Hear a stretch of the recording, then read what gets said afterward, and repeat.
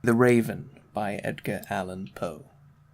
Once upon a midnight dreary, while I pondered, weak and weary, over many a quaint and curious volume of forgotten lore, while I nodded, nearly napping, suddenly there came a tapping as of someone gently rapping at my chamber door.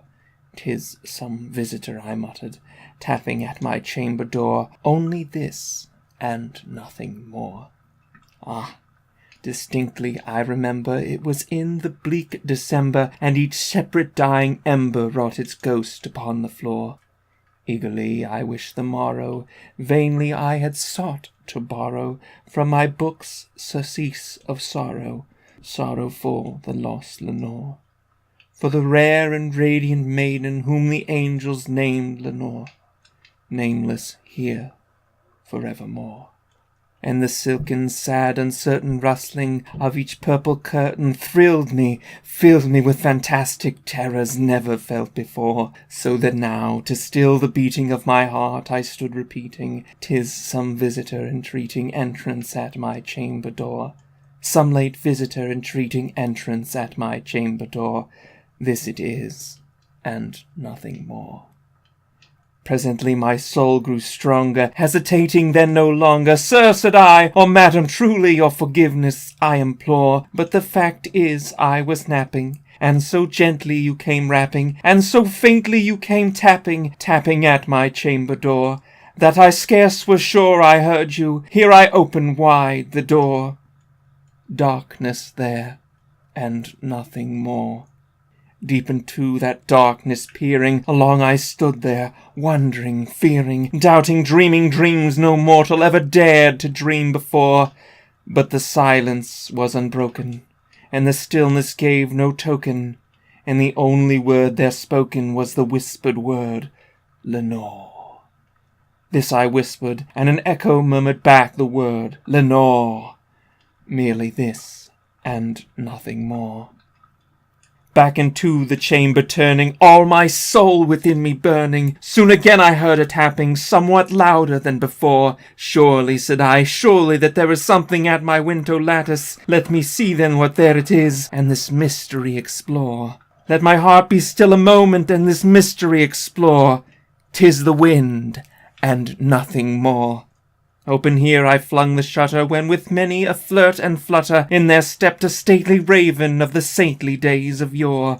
Not the least obeisance made he, nor a minute stopped or stayed he, but with mien of lord or lady perched above my chamber door, perched upon a bust of Pallas just above my chamber door, perched and sat, and nothing more.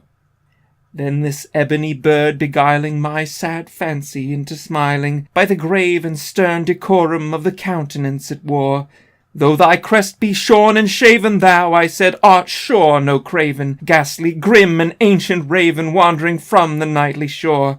Tell me what thy lordly name is on this night's Plutonian shore." Quoth the raven, "Nevermore." Much I marvelled this ungainly fowl to hear discourse so plainly, though its answer little meaning, little relevancy bore. For we cannot help agreeing that no living human being ever yet was blessed with seeing bird above his chamber door, bird or beast upon the sculptured bust above his chamber door, with such a name as Nevermore.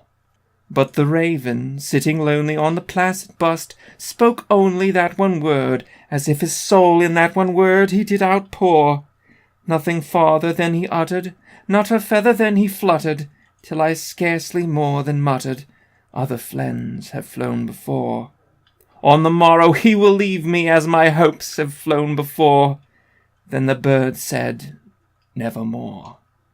Startled at the stillness broken by reply so aptly spoken, "Doubtless," said I, "what it utters is only stock and store, caught from some unhappy master, whom unmerciful disaster followed fast and followed faster, till his songs one burden bore, till the dirges of his hopes that melancholy burden bore, of never, nevermore."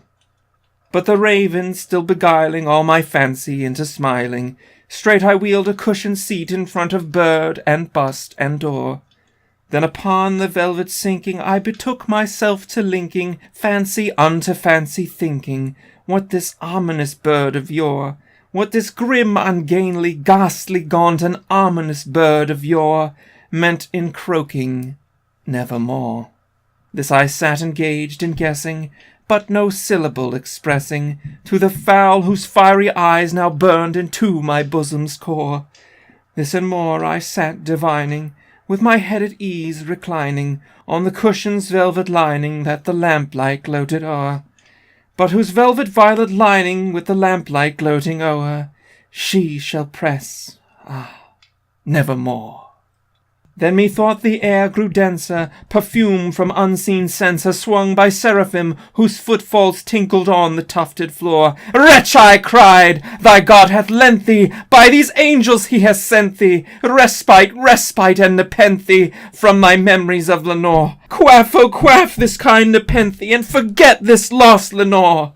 Quoth the raven, nevermore.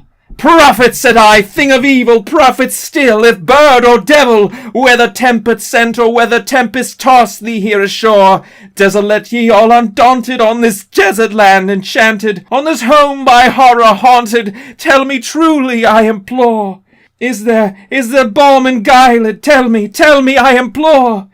Quoth the raven, nevermore. Prophet, said I, thing of evil, prophet still, if bird or devil, by the heaven that bends above us, by the God we both adore. Tell thy soul with sorrow laden, if within the distant Aidenn it shall clasp a sainted maiden whom the angels name Lenore. Clasp a rare and radiant maiden whom the angels name Lenore. Quoth the raven, nevermore. Be that word our sign of parting, bird or fiend, I shrieked upstarting. Get thee back into the tempest and the night's Plutonian shore. Leave no black plume as a token of the lie thy soul hath spoken. Leave my loneliness unbroken, quit the bust above my door. Take thy beak from out my heart, and take thy form from off my door. Quoth the raven, nevermore. And the raven, never flitting, still is sitting on the pallid bust of Pallas just above my chamber door, and his eyes have all the seeming of a demon that is dreaming, and the lamplight o'er him streaming throws his shadow on the floor, and my soul from out that shadow that lies floating on the floor shall be lifted nevermore.